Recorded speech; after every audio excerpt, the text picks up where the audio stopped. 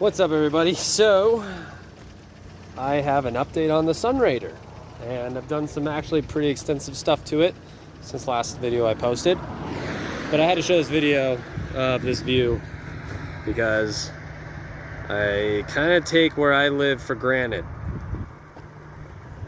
and that's incredible. So you're probably wondering, what have I done new to the Sunrader? Not a lot, but there's one factor that I did that was a big challenge for me. A lot of people said it couldn't be done. More people said it couldn't be done than people that said it could be done. So that's where I'm at, and I proved them wrong. It involved tires. Tires. So I will show you. I am running General Grabber all-terrain tires. Now these are 27 inch by 8.5, and one would not normally run this size nor this type of tire on a Sunrader, but I did the FabTech lift kit for this, and I'll walk out real quick and get a better. And it came out absolutely fantastic. I am so ecstatic. And why that is because I literally, this was the exact tire that I wanted for my rig. And honestly, the best part about this was they weren't expensive at all. Incredibly, they weren't. You're talking $124 a tire, which is a phenomenal price. The load rating is there, the off-road rating is there, and the warranty that they came with is fantastic. So I'm really, really stoked about it. I'm of course on some uneven ground, but I'm going to show you actually how close this the gap. Yeah, there you go. Literally the perfect amount of gap, no rubbing, and they look so good. So that was a huge challenge. And why that is because I had bought these tires from discount. They gave me a great price. I'm not nagging on discount. Oh my god, I gotta show you this video really quick though.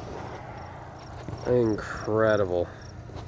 I went to discount and they're like, you can't mount these on this vehicle. It will not fit. You're wasting your time.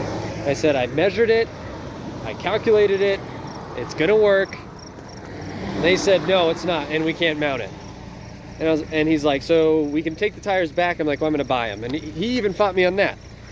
I'm like, I am gonna prove them wrong.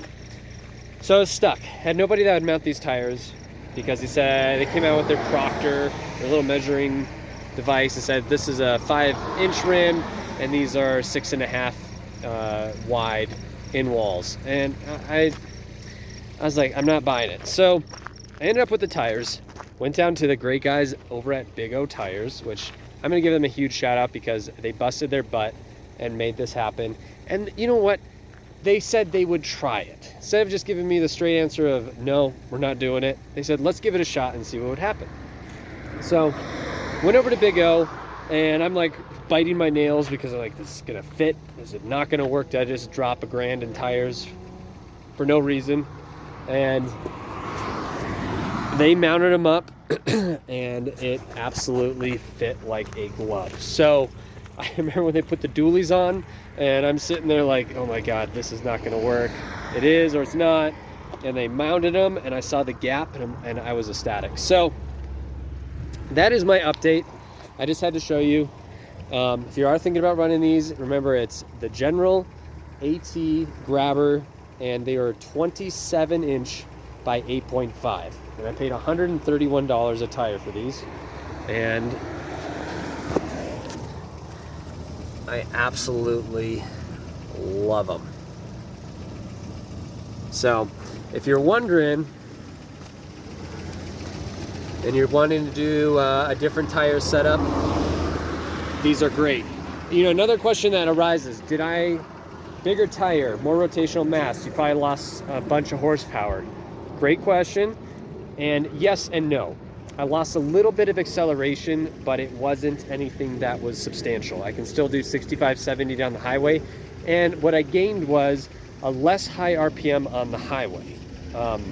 I can do 70 now, and I have considerably less RPM. So I lost a little acceleration, I gained a little top speed with less RPM. Was it noticeable? Not that noticeable. So I think if you are thinking about these and you're asking, does it fit, does it not, it works great. So thanks for watching, guys. I will post another update soon.